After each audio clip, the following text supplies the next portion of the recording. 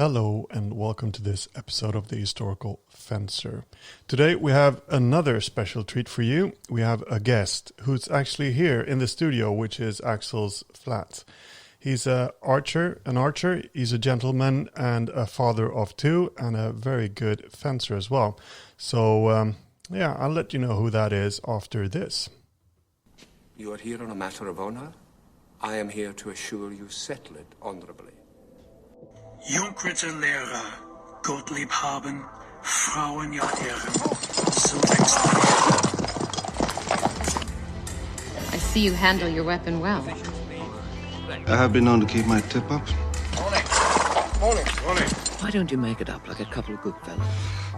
Don't expect these. You ask for me tomorrow, and you shall find me a grave man. You ready, gentlemen?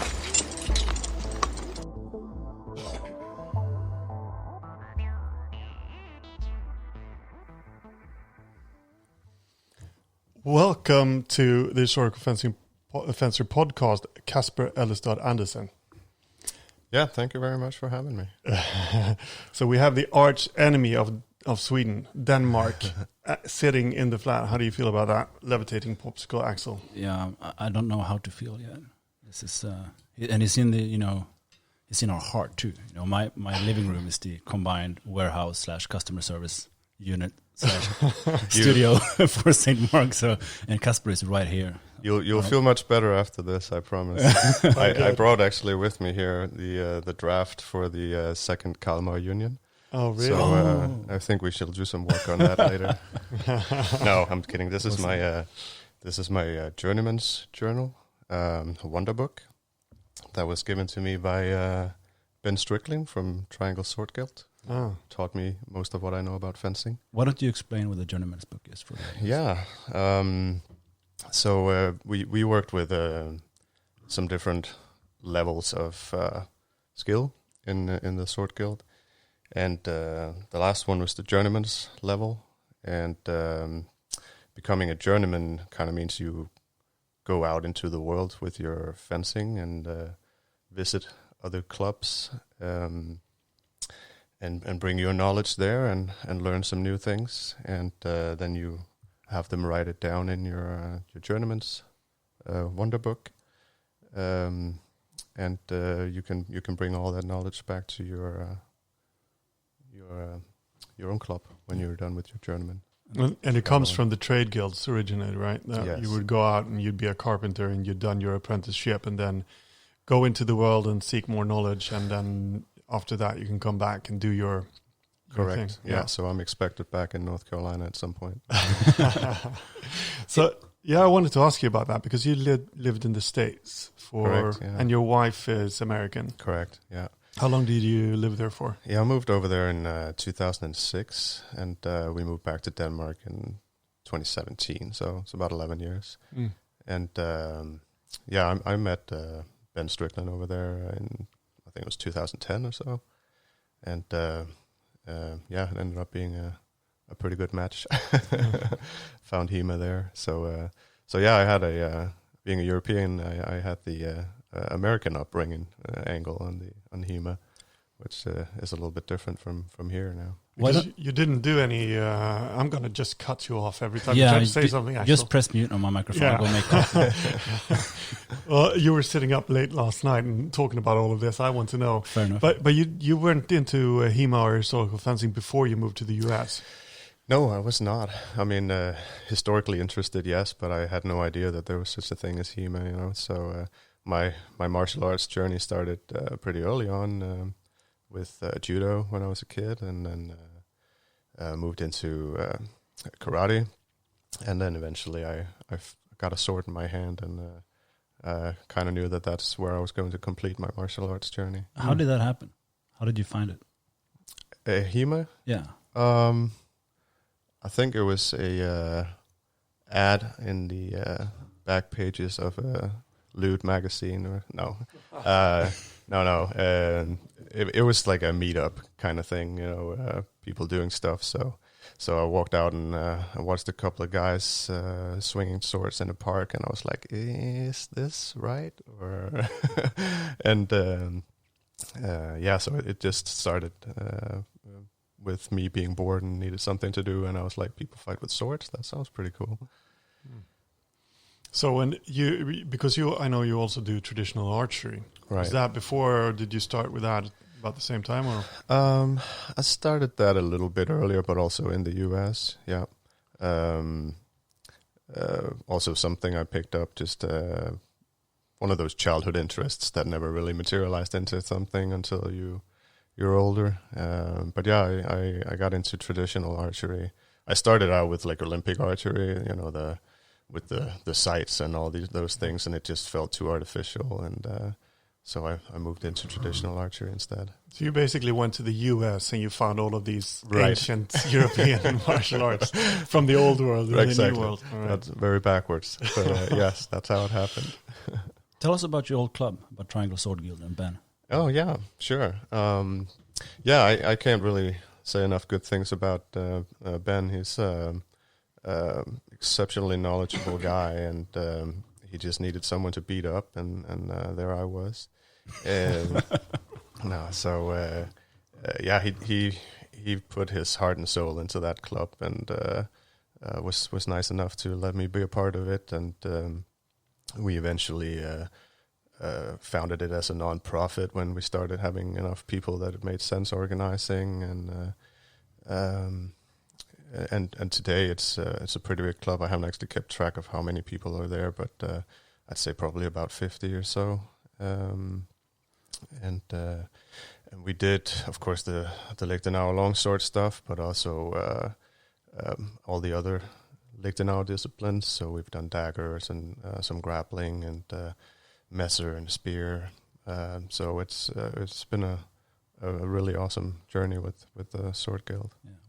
We want to come back to that part about the grappling, especially. I just wanted to mention that I've met Ben Strickland several times, and he's such a gentleman in the ring as well. Oh yeah, absolutely. I fought him for gold Long Point 2014, and he was a really tough opponent.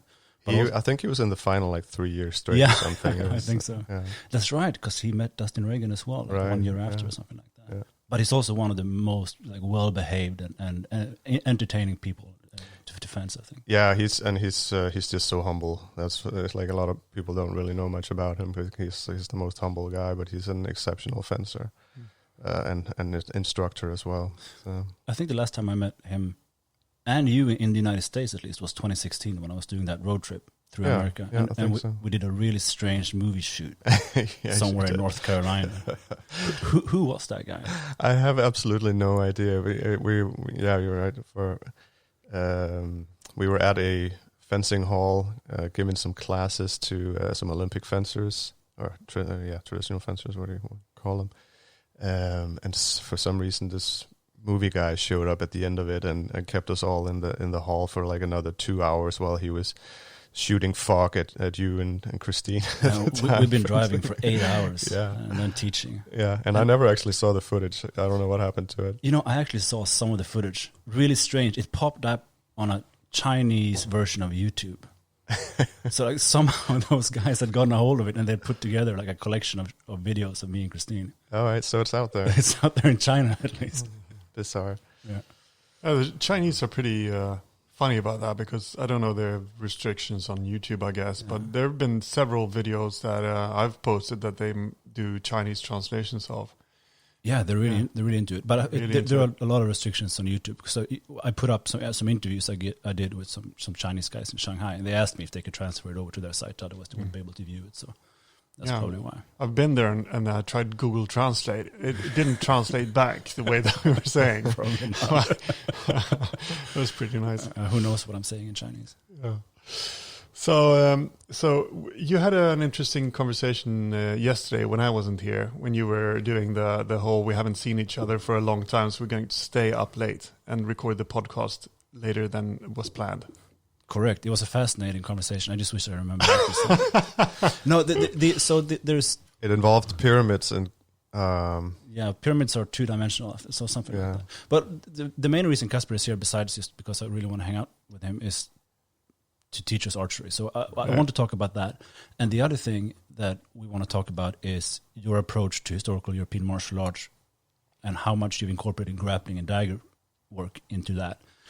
I think yesterday we talked about the difference between a fencer and a fighter as two kind of archetypes. Yeah, it was a topic that came up in a Facebook conversation somewhere, and it kind of like just set off a light bulb in my head. Like because I thought it was an interesting take. Some people were of the opinion that we were fencers, not fighters, and I was like, that didn't sound right to me, because like, yes, I go into a ring with a sword to fence, of course, but I feel like I have a number of other tools that I will apply if I'm not fencing. You landed a perfect front kick in me last night when we were sparring. Sorry about that. Oh, that's great. But it exemplifies that. So in Triangle Sword Guild, you had grappling from the start. We added it later on as like just an add-on class every now and then. We didn't really have a super organized curriculum for it like we did for other things. But yeah, we did some grappling. And there are a number of other clubs in the U.S. that do grappling. Of course, you guys are familiar with Tim Hall. Came over here and won some Swordfish Gold. Oh yeah, 2015. Well, yeah. Amazing performance. Absolutely amazing wrestler. Yeah. So I've really enjoyed meeting with him and his guys, mostly at Long Point and stuff. But yeah, I feel like grappling is an absolutely integral part of fencing. And that's mentioned in the sources as well, right? All art comes from wrestling. Yeah.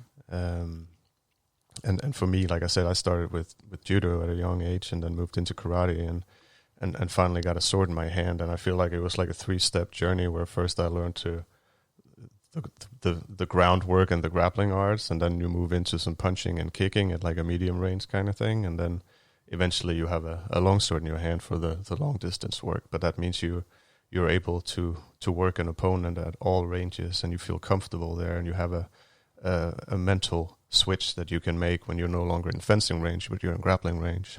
Yeah. And I think a lot of people could benefit a lot from having that, at least having that in the back of their head when they go into a fight, that this might not just be fencing. Yeah, I wanted to touch on two things in that. One is the cultural thing between different nations when it comes to how hard you hit and how much you fight, and how much you're expected to take care of your opponent's body and feelings. And the other thing is that originally the root of the word fencing in fechten or fäktas in Swedish just means fighting. It means and it's a lot of those words have shifted meaning, and maybe that goes back to sport fencing.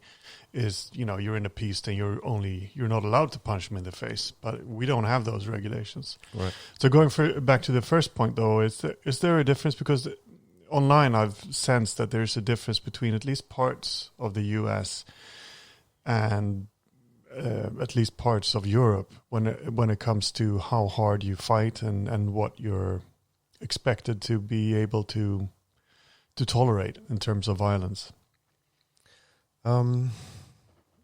Yeah, I don't know. I mean, I've done a few tournaments in Europe now, but I'm obviously most of my experience is in North America, and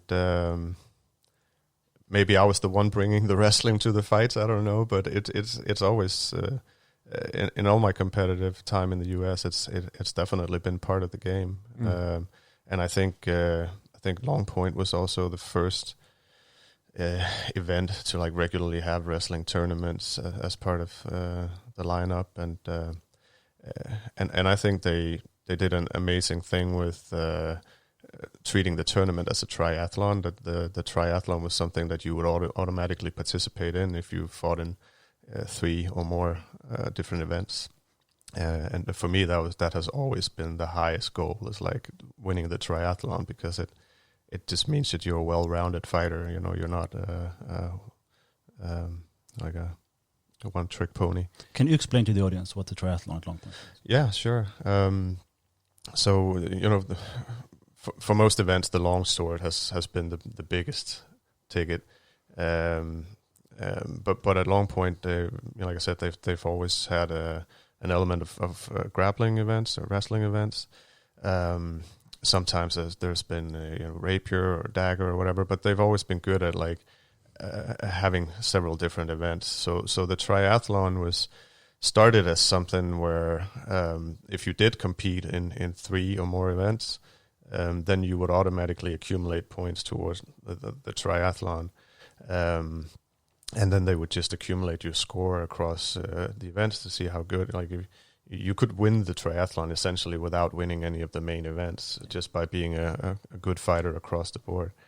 And then the latest long point here, I think you were only really actually able to compete in a triathlon or a pentathlon. Yeah, they had different tracks, right? Yeah, exactly. So you couldn't just show up and do only longsword. You had to prove that you were good at other things as well. Cutting as well has obviously been a big thing in the US. Yeah, so the triathlon usually it's a weapon competition. It's grappling, cutting, and pair technique is usually a part of it too. Yeah, grappling has actually never been part of the triathlon, but it's always been like the longsword and cutting and then like a pair technique. We had this conversation yesterday because I mean I've been in America a lot of times, and I've always noticed that the grappling has been strong. Maybe not the first few years, when like 2010 when we started to come over, but after that pretty fast. And first I had a theory that maybe it's because of the strong wrestling tradition in American high schools and colleges, but that's too far-fetched. I think it really comes down to many of the prominent people in the early U.S. community were very strong on Kunstes Fechten, on the German tradition, and making sure that grappling was an integral part of their training was a way to make sure that they stuck to the tradition and really being and like not just becoming longsword sport fencers, as it were. That's how I see it. It was many of these really good wrestlers, like Dustin Reagan. And I think that's absolutely true. Yeah, you mentioned Dustin, and I think he specifically took up BJJ, I think it was, to be better at HEMA. Right? Yeah, and he comes from a sport fencing background. Right, exactly, yeah. So I think it's definitely the fact that grappling and wrestling has been a part of the U.S. tournament scene from very early on, I think has pushed a lot of people who wouldn't have otherwise delved into grappling to actually feel like they needed to do that. Yeah, I think it comes down to a number of individuals being really driving by push. It's because it's the same with cutting. You know, in many ways, thanks to Michael Edelson and a few others, Americans are really prominent when it comes to incorporating cutting with sharp weapons in their fencing training. Yeah, I mean, they obviously don't have the same restrictions and sharp weapons as we do in Europe, so it's been a little easier to have access to that kind of practice. I hear some real horror stories from Eastern Europe when they try to be outside with sharp weapons, and it's not a good idea. Yeah. Well, it's also in Ringek. It's I'm going to try to read German now, which is I'm sorry in advance. Ringet gut, Fässer, Gleffen, Speer, Schwert und Messer, mannlich bederben, etc., etc.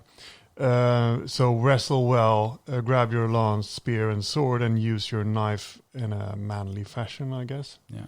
So like that's there from the start, and if you look at the Sloan manuscript, for example, when it comes to not ranking, I guess, but like getting your qualifications, they also have the same thing. Like you qualify in one-handed in weapons that you grip with two weapons, or if you have two different weapons like rapier or dagger or whatever it could be. So it's this view on things where you're learning a lot of different weapons and you're trying to be more of a whole fencer. That's the historical way of approaching it, right? Because you won't be entering, if you're fighting for real, you won't be entering a piece with a foil where you're doing one thing, where you're not allowed. It's going to be a fight. Yeah. And that's the context for these arts. I think it was Jake Norwood who put it in this way. I think it's a nice way of looking at it. He said that fencing with a sword is just a knife fight with a really long knife. And you should look at it like that. Historically, how can you not learn grappling? As you say, Anders, when you have no idea when it's going to be vital to you. Yeah. So that's obvious, you know, and we see armored fighting usually ends up on the ground. Yeah, there was this interview with a Marine who was in the US on Joe Rogan show. We're coming for you, Joe Rogan. We're right behind you. But where he was, I think it was in Afghanistan, some place like that, and he ended up killing a guy with a rock. He shot him, and he tended to his friend who was down, and that guy who he shot got up and attacked him from behind, trying to strangle him, and he ended up on top and beat him to death with a rock in his hand. It just goes to show, like in a real fight, when there's your life is on the line, you do what it takes. Right. But even in a competitive setting, it's really vital, because even if grappling on the ground is not always permitted in a fencing bout, standing grappling almost always is. That almost happens, yeah. And the fighting doesn't stop just because you are in a range where you can't use your blade anymore. Like a lot of people, they don't make that mental switch to now we're grappling instead of fencing, and the fight kind of stops. People stop fencing when they can't fence anymore, which is, for me, that's where we start making that differentiation between a fencer and a fighter. Maybe it's like, can you make that mental switch? Have you had success with grappling in competitive longsword fencing? Have I had success with? Yeah, like, has it helped you out? Yeah, I think it has. I feel like I welcome people who like to rush me in. Like I don't get flustered if I get if I meet like some massive beast who like wants to run me over. For me, that's like a welcome approach. Like that lets me take the fight into my like comfort zone. So yeah, I definitely feel like that's the backbone of being a good fighter, I think. I think the first time I saw grappling really well integrated into fencing on a consequent performance was Gregor Medvedchuk in 2011. He was the Slovenian Greco-Roman champion, and he's pretty famous in HEMA circles for his research and practice of historical grappling. But he also is a good longsword fencer. I saw him do like takedowns in almost every single bout that he did in the longsword tournaments. Yeah. Really impressive. But do you think it's a hindrance for grappling that you're not always in HEMA tournaments allowed to take it to the ground? No, not at all. I mean, like I say, grappling can happen standing as well. It's mostly the ability to at that range to neutralize an opponent, right? Can you get an arm lock on them where you take their weapon out of the game? I mean, we still have pommels on our swords that we can use in grappling range, so you don't have to take it to the ground. Of course, that's the longsword is a wonderful tool that's equipped with. It's a weapon everywhere, right? It has a blade, it has a tip, it has a crossguard, and it has a pommel. So being able to apply the whole weapon is like, you have to be able to grapple to do that. There's been a difference of approach to the grappling on the ground thing in different competitions. I think that for a lot of tournament organizers, there's a safety aspect, of course, for a lot of them, but there's also that if you go to the ground, when do you end it? When is it over? Because how do you get a conclusion? So if you don't get a conclusion of the fight within a certain frame of time, it's going to get boring, or it's going to become a wrestling match instead of what they're approaching. But and that having said that, I think a lot of the time you break up the wrestling situations too early. Like there has to be a time span where you have a little bit of time to do your more advanced things in order to establish that domination. It takes time to set up a throw or a takedown, yeah, for sure. So, I mean, at least at the tournaments I've been to, it's mostly been like a 5 count on the ref's initiative, right? But yeah, sometimes it gets stopped too soon, for sure. And and we are trying to fence, so I don't see any point in like having a ground grappling situation going on with longswords flying around and stuff, and like I don't think most people are prepared for that. So that's when injuries happen too. Like people who aren't comfortable or familiar with grappling or wrestling definitely have a higher risk of injury if you take that on. Well, if it becomes a big thing, though, you could possibly expect people to train it more. Well, there are still the injuries. For example, at Swordfish, we are by Swedish law forced to have mats. Yeah. So the problem then that arises is that if you fall with the swords, and the hilt or the crossguard of the sword lands on the mat, the other side of the crossguard sticks right up, and you can land with your spine on that, or some other soft, some soft part, and that's the danger. But if you don't have the mat, and you do takedowns that are not controlled, then you're slamming the other guy on her hard surface, and that's not ideal either. So it's a little tricky to incorporate. And the third difficulty is that your referee might be pretty decent at judging longsword fencing or fencing, and all our refs are still amateurs, so many refs are not amazing at that either. But then they're also supposed to just switch over and be great wrestling referees. That's a whole new skill set. So I mean, it's pretty complex to incorporate this in a functional way.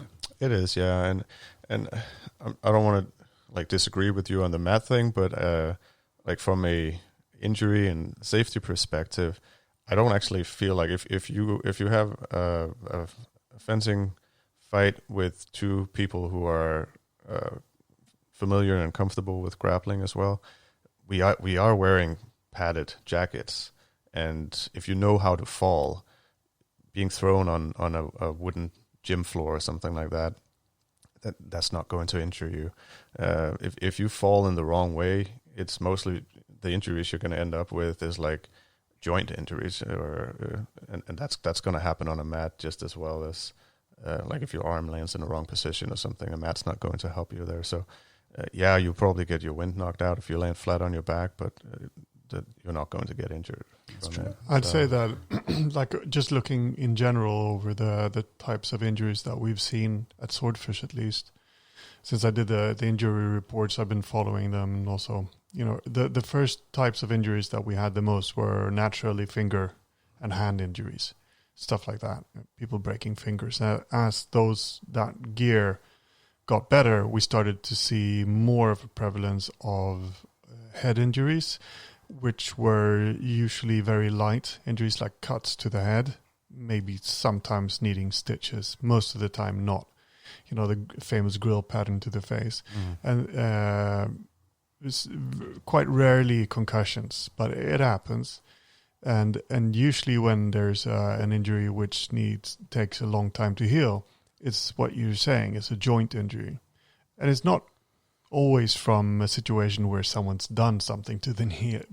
Sometimes it's actually the shoes on these mats. People aren't used to them, like they're a little bit too soft, or they grip too well, so that the foot gets stuck and you hurt your knee or sprain your ankle or something like that. Yeah, so I mean, the community is still pretty young, and not. We don't demand that grappling is a part of your curriculum when you show up to a tournament. So for safety reasons, it's probably a good idea to not throw people who aren't comfortable with that into it too much. And so using mats is definitely a good idea there. But I don't have any problem getting thrown on a wooden floor if I'm wearing my fencing jacket. I could definitely want to try to see that. Yeah, that happen. Yeah. Let's just walk over here. Yeah. No, but maybe that's another, like, because I like that with the long point and the where you're trying different weapons and you incorporate different things like cutting and stuff into the competitive system. Maybe we should see certain competitions where you have more grappling, where you allow more grappling, and not just as a separate thing, but actually in the longsword. Maybe we could start, because you'd be the boss of this. We'd start at archery range. You'd work yourself closer. Everybody gets 10 arrows, and we start at 100 paces, and then we work us in from there. Yeah. Well, the traditional German dueling equipment was a spear first that you often threw. Yeah, which sounds like just a remnant of tribal days, right? It's a good way to get someone's attention if you chuck a spear at them. You were saying that about the sword being a knife fight, being from a distance. Someone posted a meme that archery was, you want to stab some guy, but he's way over there. So you also do dagger work? Is that so? Yeah, we've had a lot of dagger work at the Triangle Sword Guild as well, and right now it's I believe it's an integral part of the curriculum too. We do these level tests or whatever, just like to prove that you can stand your ground or whatever, and dagger is a part of that now as well. And I've been wanting to do more of that in our historical fencing guild, which I'm running in Aarhus in Denmark now. But due to kids and time, that hasn't really happened. But yeah, that's essentially grappling dagger with dagger work. An idea that's been thrown around for years and that's just been sporadically introduced is to equip longsword fencers with a dagger in competition. Yeah, I like that idea a lot. I don't know how it works in practice. If in a tournament, it'll probably be a mess. But the idea is brilliant. I think. I think I've tried it in a few tournaments. The main thing is simply that it's hard to get the dagger out with the big fencing glove on. Yeah, but I've tried it as well. And Mike Edelson introduced. Basically, I think he took it from. These scenario shooting training where you set up a scenario where there's, maybe you're sitting in a theater and a gunman comes in and you start, and you do these practices which are sort of based on a certain context. And we've done some experimentation with that as well in GHFS. And you could have a dagger with you, or you could have swords or stuff laying around, and you set up the situation. People don't know how many are involved in the fight. Maybe they rely on someone and they actually get hell out of dodge and don't participate in the fight. So they find themselves in a situation which is a little bit more chaotic. And the dagger is another fun thing that you have it in the sheath, because as you say, it's difficult to draw. But what we actually saw was that often when it's time to draw the dagger, you're already at wrestling distance, and it happened quite often also because it's a little bit it's a bit fun to pull the other guy's dagger. So you'd end up with that situation where you're in grappling distance, he's carrying it on his side or in his back, and you have a hard time reaching your dagger, but you've got nice access. You've got nice access to his dagger, right? So you end up putting that guy's dagger. I wouldn't want to be the ref that judged a fencing dagger fight. Dagger fights are like they're chaotic. I mean, it's super chaotic. You end up like stabbing each other 5 times in the head each. I had an amazing Hollywood-esque sparring sequence like that with Robert Molin. This is like 10 years ago. And I didn't tell him, but I put a dagger in my sock. And he didn't tell me, but he had done the same. So in the middle of the fight, and he's maybe 2 steps away, he takes his dagger out of the sock and he throws it at me. And I parry that flying dagger with my sword, and I was so happy. And then I threw my sword at him, and we were fencing with shin eyes and just light gloves and a mask. So I wanted to throw that shin eye straight in his face. And he parried my flying sword with his sword. And then he flew in on me with his sword, and I stepped in and I parried his sword strike from above, drew my dagger from the sock at the same time and stabbed him in the face.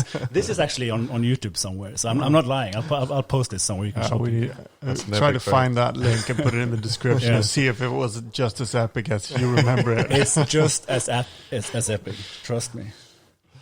I will do some video editing first. Add some music.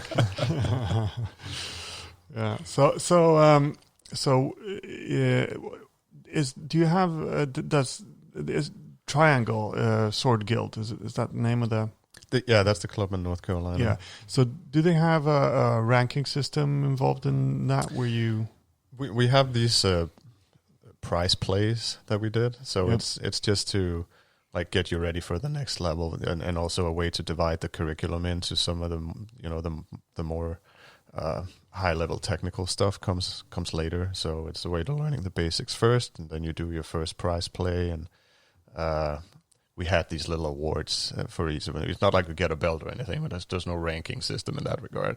But the first prize play, you get a club patch. The second prize play, you get I think it was one of those little coins that they also use in the military, right?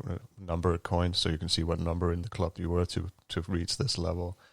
And then, I think the third one was this book here, the journeyman level. Did Eric Wiggins make that book? No, Ben Strickland made it. Ben Strickland made it? Yeah. It's very nice. He's a multi-talented gentleman. Sure seems to be. So, but basically that does sound like some sort of ranking, and you also it's not a belt, it's a coin, but it's basically the same just thing. a way of like letting you know where you are and letting the instructors know where you are skill wise. It doesn't mean anything in terms of your seniority at the club or whatever. So. But I mean, because this ties into what I'm sort of trying to get at is when you have an ideal for what a fighter is and what an ideal fighter is and how we view a fencer, what they should have, all these qualities, and you add a ranking system or tests that where this is incorporated, you're pushing for in that regard towards a certain goal for the fencers. So when you have your prize plays, do you do one for each weapon? Do you do them? How does that work? More are added along the way. Yeah. So the first prize play is just you stand in a circle of all your club members, and it's just a long sword, and you get everybody fights you. Do 2 rounds of that, so you're completely worn out afterwards. So it's basically just like trying to hold your own, show that you can defend yourself. Basic techniques, and then the second one up. I don't remember off the top of my head what's in each one, but the second one we add, I think was Dagger is added to that one, so you have to prove your skill with Dagger as well, and you have to show in sparring that you can apply some more advanced techniques, and there's like a checklist of the techniques you need to apply, so we actually try to follow the ones that are in the sources. And then the third one is you add another weapon of your choice, kind of thing, and then you have to prove like some of the more advanced techniques. You have to use them in a sparring situation against unwilling opponents. So you don't have that against someone who's good, a beginner, and a drunk person. Yeah, of course it's kind of hard to like make the really good techniques that work against super good people, right? But you get to fight everybody at the club, so there's different skill levels of people you fight, and you have to use the techniques that work in that specific fight. Yeah. So. The drunk person is a reference to the English tests, right? Yeah, in the 1500s. Exactly. You were supposed to do a test, like a prize play, where you fight different people, and one of them was a drunk person. So maybe if you want to beat the guy, maybe take the really good fencer and make him drunk. Beat the drunk guy as well. Yeah. No, because I think we're going to do an episode on that in the future of how ranking, how you make a ranking system which actually promotes the skills that you want to see in the fencer. But I mean, that also goes into what competitions we have and how we build training and what is required of the fencers. And I think the point with... like you say that the patch, it's not like a belt, but I think for a lot of people, when they get that patch, they probably wear it as proudly as a exactly. As a belt. You earned that patch now, right? That's, exactly. Yeah. And I always thought that was a nice little touch. Yeah. That you earn your patch with the club, and now you're like at a level where it starts getting interesting, right? So.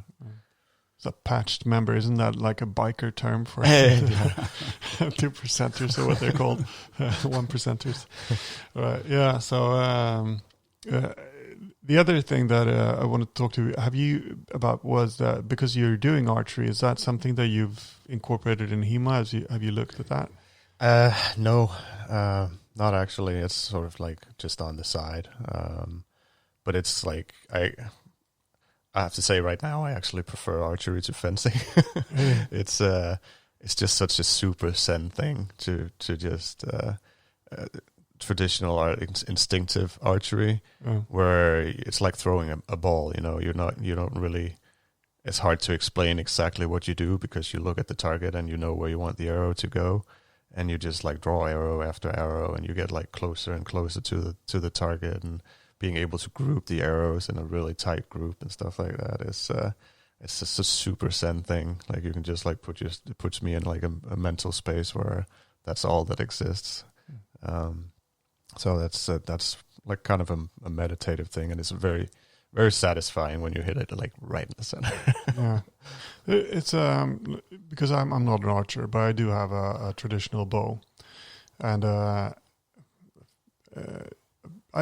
a lot of the times if I try to hit a certain thing, a static target, it becomes very, very difficult. It's hard to hit the center of the static target. But if I just sort of, it's not like you're aiming with a rifle. Like you've got there, you control your breathing, and then you know how to press it. It becomes that's a very controlled environment, right? But at least for me, maybe you could explain this to me. When I just pull the arrow and I fire it off and I hit that whatever it is that I've placed. Like I know I placed some buckets and some bottles on in the garden, and I just you just make these quick draws and release the arrow, and I'm often better at that, and I don't have an explanation for that. I think everybody develops their own technique a little bit, and I've done several things like where I like take my time and aim a little bit and hold it. But like you, I prefer the draw and loose. Like you just draw up and pull through and loose the arrow like almost immediately, because you sight your target before you actually draw your arrow, or I do at least. I just fixate on the target, and I don't even look at, like, as soon as I have my arrow on the string, I don't look at that anymore. That's just mechanics from there. So you already picked your target before you drawn your arrow, so you just need to get it up, and that's practice. Like that's muscle memory, that you can pull and you can draw the arrow to the exact same draw length every time.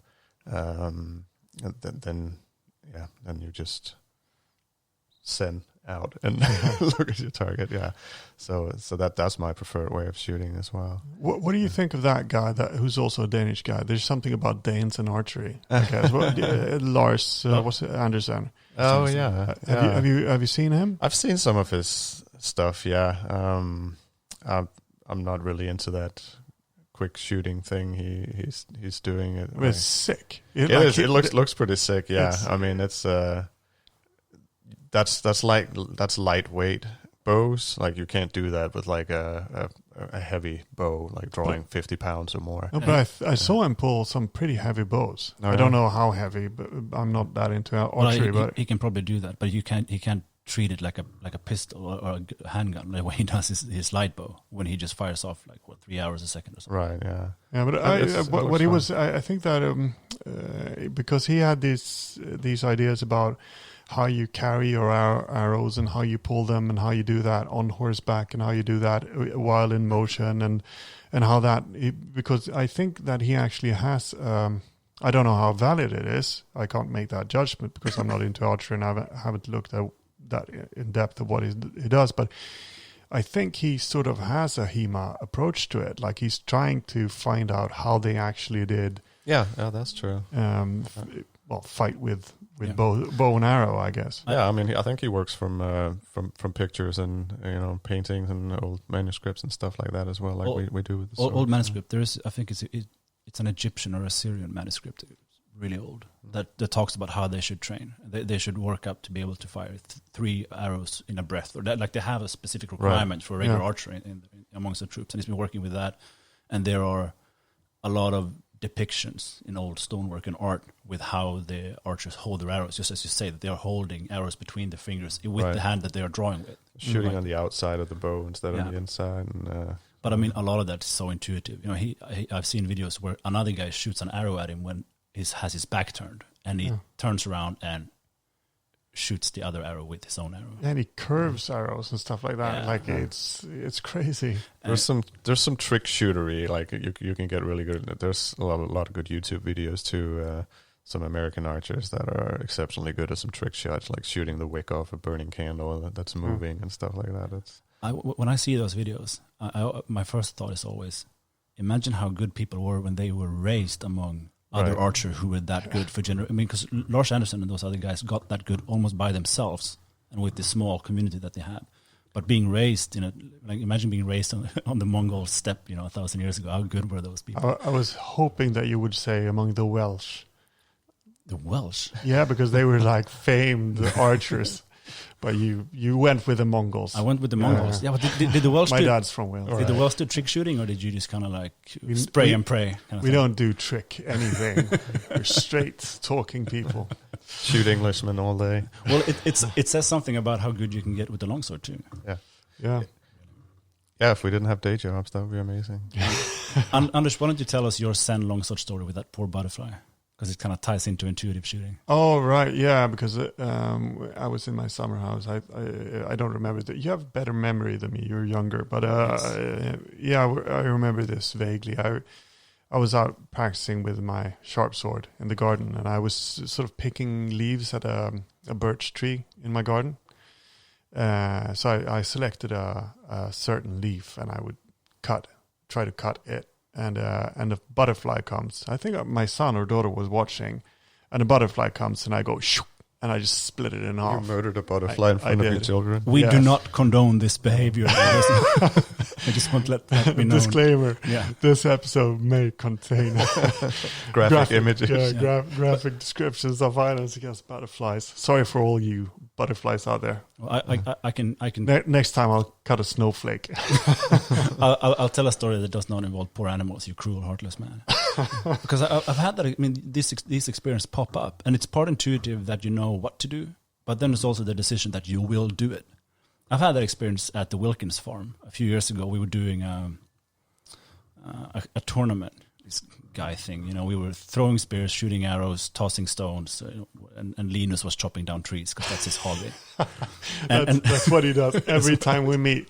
He just disappears into the woods, and you can hear him go chuk, chuk, chuk. 4 beers in, and he's just landscaping away, and he doesn't stop. So in the middle of the night, we had a candle lit outdoors, and I pulled my knife, and I said, I can cut that candle with my knife. Maybe I was a little drunk.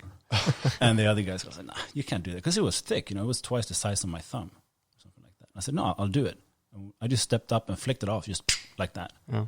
And I was just in the zone, and you can get that. And I suppose by meditation and other means, you can learn how to get into that mindset almost at will. And the more you do something, and the more you focus on it, the easier it gets. Definitely seems to be true for archery. Archery is like it's really fascinating to me. The next step in my archery journey is going to be taking a class in making my own longbow, like a one-stick bow. And I think it's absolutely fascinating. You just go out in the woods and grab a tree and turn it into a usable weapon, and it's yours. Like, you made that, and I started one that I completely fucked up because I didn't know what I was doing. So I'm really excited about taking this class, and I have some sticks that I harvested in the spring that are going to be ready for working on here in the fall, hopefully. But that Zen thing, like, you're into the meditation thing now because you're trying the levitation stuff. You always come back to that in this podcast. But that Zen thing, that sort of ties in with what we discussed in the other episode about competitions, when you step out onto the mat and you try to get in the right place mentally, and it really, like, maybe it's some construction you do after the fact, that when you won, you remember that you did it, and when you lost, you went into a bad place. But I think if you can keep that Zen place where you're laughing at each other now, you're smiling. No, when you can stay in that place in your head, that usually helps. So have you? This is a very strange question, I guess, but have you used that? Have you felt that in archery and used that in fencing? I think I've actually I used to feel it in fencing. It was one of the reasons I got really frustrated with my fencing, was that I had trouble finding that place again, because I had I think it was a period where we trained a lot, like 5 times a week or something, that when you got into this zone, everything just clicked. Like, everything worked. It was like time almost slowed down a little bit, like Matrix style. Yeah. You could look like a second into the future or something and see what you were going to do. And that mental space, if you get into that, like, you can do anything. It's absolutely amazing. And I have trouble finding that now. Again, I guess because I don't train as much as I used to. But it's a fascinating place to be, and if you can achieve that, that's like a sentimental space. I think that the interesting thing is when you try to accomplish that. Usually, when you think of meditation and Zen, and I don't know what proper Western equivalent to Zen, but everyone understands what you're talking about.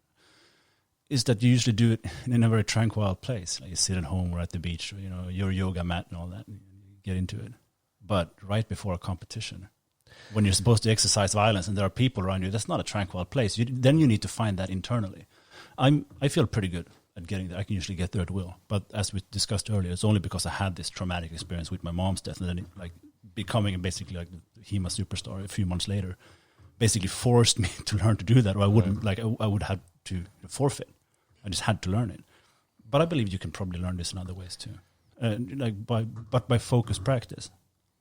It's not something that comes naturally to most people. I think one of the explanations of why it works so well is also because if you're in a car, if you're stressed out, what happens in your brain and your body is that you get a narrower field of view. It's hard for you to do the lateral thinking where you're, adapting to this situation and all of that because you're stressed. It's like you're running in one direction, and that's one thing that you often see in competitions.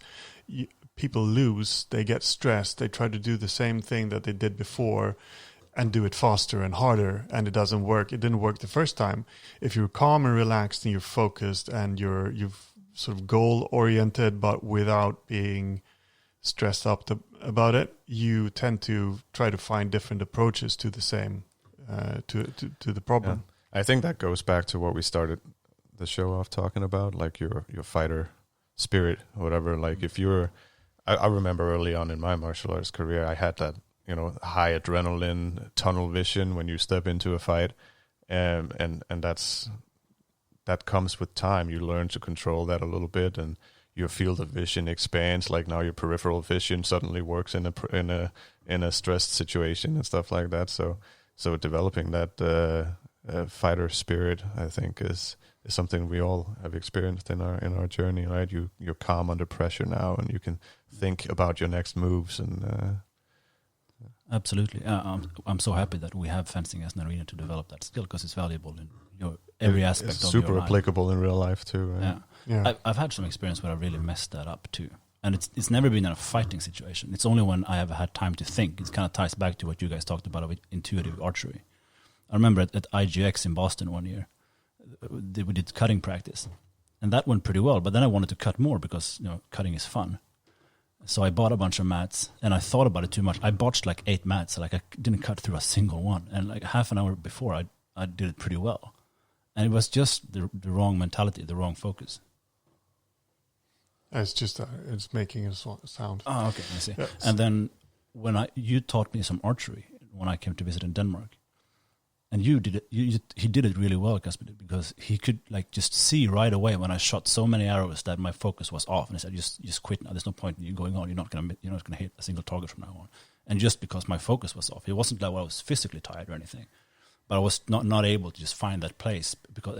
Then I just a little bit of frustration crept in, and Casper just saw that and said, "You might as well take a break right away." Yeah, I remember that. I lost an arrow that day. Oh yeah. But you didn't make it yourself. No, I didn't make it myself. It'll suck more when you make them yourself. Because you do teach archery at Viking reenactment and museums and stuff, right? I do, yeah. Actually, I volunteer at the Viking Museum in Moskva in Aarhus, Denmark. That's the place that had those amazing ships. Is that it? No, they don't have ships. They have everything else. Okay. Really. I'm thinking about another place. Yeah. But yeah, they have an annual Viking market there. I think there's like almost 5,000 people camping out on a huge field by the ocean. So it's like a Viking village for a week. No electrical lights or anything, and it's an absolutely amazing place to be. And yeah, they have an archery range, so I volunteer there and teach archery to the normies that come to visit. Normies. Is that when it comes to reenactment? Have you done that a lot? No, I haven't done any reenactment. No. Okay. I was thinking about that with the whole people on Facebook all the time. Like for me, hunting and going outdoors is one of those things where I just disconnect and don't look at the phone every 5 minutes. Right. And maybe sort of a reenactment, if you do it right, if you really try to live as if. Right. You were back. I mean, I love going to this Viking market. I guess you can call it reenacting. I mean, we put on some Viking-ish clothes. I'm really just there to hang out with people and get drunk and have fun and to shoot some arrows and stuff. Actually, I ran into Roland Vasheka there one year, and we did a little bit of fencing in the streets of this Viking village. That was pretty awesome. But it's just like such an amazing place to be. You're like taken out of your everyday life for a week and get to live there. Get a different perspective for a little bit. Yeah, you just disconnect from normal life. Yeah. Which is what we'll do today. Heading out to the Wilkins farm. Yeah, you are. I have a family to take care of, so I won't be joining you, unfortunately. But so how's that? You've got a new club in Denmark now. Actually, it's an old club. Yeah, it used to be called Laurentiusgil, and I think it started back in the early 2000s or something. Did you do a dojo takeover? I did a dojo takeover. Yeah, exactly. So yeah, when I moved back to Denmark in 2017, there was like a handful of guys there and practicing like every now and then, and so I kind of volunteered to be the chairman there, and we rebranded the club and changed the name to Aras, which is the old Viking name for Aarhus, so Aras Historical Fencing Guild, and got a new logo, and Ben let me use the TSG curriculum, so I set up basically the same model that we used at TSG, and got some organized training going, and the other club's grown. I think we had like 15 people regularly before COVID hit, and we also have it's been developed. HEMA's been growing kind of slow in Denmark compared to the rest of Europe. I think partly because of the thriving Viking reenactment community that takes a lot of people with that kind of interest. But we've now organized under the Danish Fencing Federation, and I've co-organized the Danish Championships the last couple of years. We've had them twice now, and next weekend is the third edition, actually.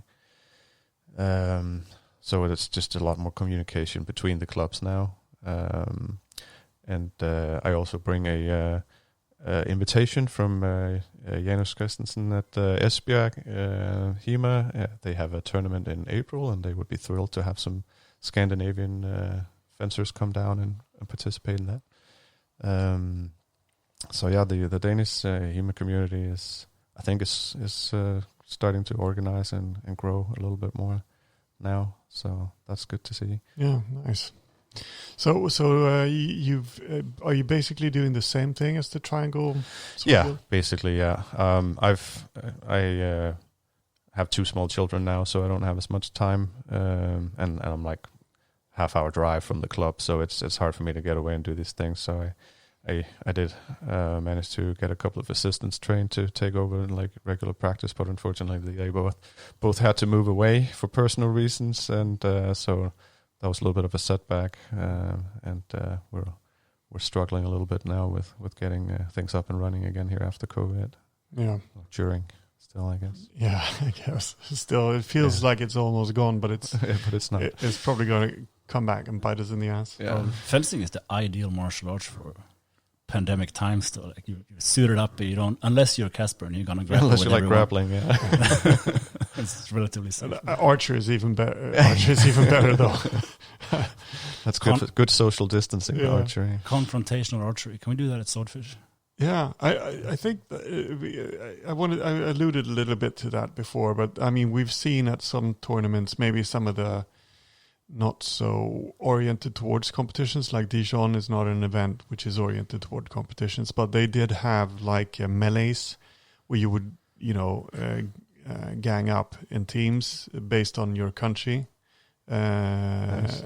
And just attack the other guys, like experimenting with that type of same with the thing that Mike Ellison did with contextual fencing. Last episode we had Sean Chandler, and I've spoken to him about that as well, trying to set up these situations where you try to incorporate the regulations and the scenarios that you would have in a tavern brawl in 15th century. Awesome. Didn't you, Casper? Sorry, go on. No. But maybe we should actually try to, because we've been going so much forward towards one way of doing fencing in tournaments. Maybe we should try more of these experiments. Didn't you do that, Casper? You told me yesterday about a really funny. Oh yeah. We had the annual Oktoberfest in October, surprisingly, at Triangle Sword Guild, and we had one year. We had this really fun tournament where it was like an escalation of violence kind of thing. Everybody got handed like 5 $1 Monopoly bills as your personal fortune. And then you picked a fight with a stranger who maybe insulted your mother or something, and you had to duel. But you couldn't kill the guy because it was a duel. But if you kill someone, it's still like considered murder or whatever. He also had a family probably that would be without a father and husband. So if you kill someone in this duel, you had to pay them, I think it was $2 of your money for his family to support them. And if you hit his hands, he probably needed his hands to work. So if you crippled his hands or something, you had to pay him $1 compensation. So you had to win your fights first blood style, but without killing or maiming the guy. So it was a really interesting way of changing the way people fight, and you had to be exceptionally controlled in how you wounded your opponent. Yeah, so you couldn't use techniques like thrusting to the face. Yeah, no, you couldn't. Thrust to the head or the chest or whatever was a lethal wound. And if you ran out of money, if you just murdered people on your way to the top, you ran out of money, you were out of the game. So you had to get there with money in hand and not having killed you. So how did you was it like you hit him with a flat to the head? You can hit with the flat, yeah, or you can like wound his arms or legs or torso with a cut or something. Anything that's like considered I guess a 1 point in most tournaments now, not a lethal blow. Yeah. Because I think the historical regulations regarding violence said that you could defend with a flat for a certain amount of attacks, and then you could stab him or cut him for real. So that would be an interesting thing. Like you have to have a witness, and the witness could call peace, like Sean spoke about in the last episode, where you have to stop fighting because you want to preserve the peace, or you'd get fined for that. And you'd put your money on the table, and then you put your hand on the sword in order to say, like, I'm ready to pay the fine to pick a fight with you. Yeah. Because I think this is a really old classical reference where they talk about the sword as a symbol for justice, where the flat of the blade represents minor punishment, the edge more severe punishment, and the point corporal punishment. I know Matt Gallas has talked about this a lot of times in France during medieval and early modern times, where someone killed another guy in a duel, and it was a big business for the lawyers to write the letter of explanation to the king. And the standard phrase was, he did so and so, and I tried to defend myself, but he kept at it, and I had to turn my edge against him. Yeah, which meant that they were attacked, and they tried to parry and hit him with a flat, but he kept on, so it went on for a while, and then they had to turn the edge. So it was absolutely not my fault. Please let me come back to France. Yeah. Pretty common practice. And the thing with the paying a fine as well, that's a historical, a mansbot. Right. If someone comes from, I don't know, like Germany to Sweden, you didn't even have to pay that fine because it was just a German. Yeah, the old Landskapslagar of Sweden. Yeah. They're pretty Speaking of hilarious. that, this Kalmar, second Kalmar Union will involve the return of Skåne, Halland, and Blekinge to Denmark. More than welcome to Malmö. I don't know about the other parts. Parts of Skåne we can give away, definitely. I don't know, Blekinge, they've got some nice beaches and stuff in Halland as well. So no, sorry. I've completely forgot about Blekinge. Is it still ours? Yeah, it's like a Schrödinger's county. Does it exist? We don't know. Is it alive? Yeah, okay. So you moved back here in 2017. So it's been 3 years. 3 years now, yeah. Yeah. And you were like 15 members. What's the plan for the future? Yeah, that's a good question. Right now I have like two small children, so I'm a little bit out of the picture right now. So we're sort of just running things on the back burner, I guess. We're not really taking in new members right now because we can't really offer regular practice. So right now it's more like a study group kind of set up for a while. Yeah. Until I can get back into it. How many groups are there in Denmark? There's quite a few. I think there's 6 or 7 of us now that are organized under the Danish Fencing Federation, and then there's at least a handful others just doing their own thing. But the club's organized under the Fencing Federation. We've drawn up some contracts with the Fencing Federation and follow some common rules and benefit from some of their recruitment policies, and we have a consultant that we work with, and they help us organize the Danish championships and stuff. So it's an official, recognized sport now, at least. But a little ways behind Sweden still. Well, that's always been the case. I'm sorry. I served that one up for you. You really did. I would not let that pass without smashing. We've managed to keep the ethnic slurs to an absolute minimum. For me, doesn't Swedes and Danes have the world record of armed conflict between two nations? Really? I think so. From the Swedish-Danish wars, it was like 100 years back and forth. 1600s. I think the last one was 1720. Which you guys won. Congratulations on that, by the way. Thank you. But, I did my part. Yes. But thanks to global warming, we can't march armies across the ice anymore. Yeah, we made that happen. That's why we built Volvo and Saab and all those things. It's a long-term strategy to just warm the planet so that the Danes can't invade. People don't know about the Sorry, global conflict between Sweden and Denmark. They're all just pawns. Yeah. Sometimes Scandinavia feels like two parents arguing and the poor kid, which is Norway, like gets stuck in the middle, just torn between the two. Yeah, I was just about to say that, actually. It was like always fighting is the worst in the family. So that's maybe that's why we're almost the same country, except that we don't understand what you say. But you're right. It's all right. And there's the drunk uncle in Finland. Oh, yeah.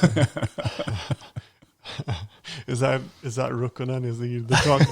Should he go by the nickname Christian, the drunk uncle Rukkonen? I think one of the most interesting fights I've seen, that was in America, was between Christian Rukkonen and Aron Pynenberg, like a few years ago. And it was just hilarious to me because I just watched Ultimate Fighter, it was some sort of where they compare historical warriors, like who would win, a samurai or an Aztec jaguar warrior or something. And there it was, like the modern version of like American SWAT team officer versus drunk Finnish taxi driver. Two of the most iconic warriors of modern times. Each specialist in their field. Yeah. Shout out to Christian. With their stats lined up.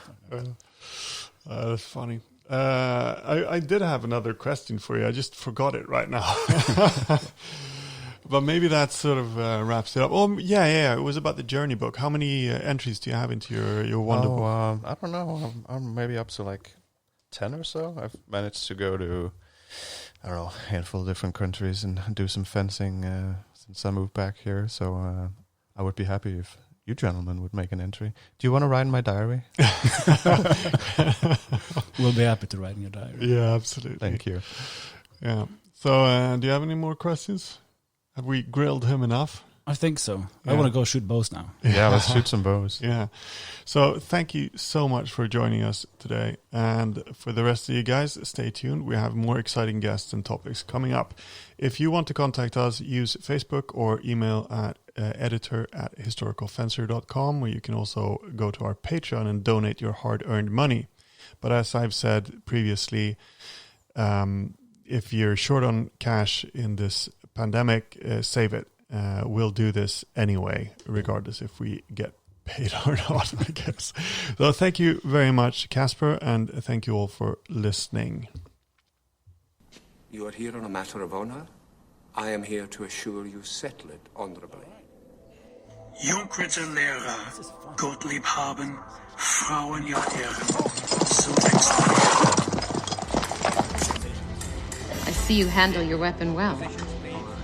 I have been known to keep my tip up. Morning. Why don't you make it up like a couple of good fellas? Don't expect decency. You ask for me tomorrow, and you shall find me a grave man. You ready, gentlemen?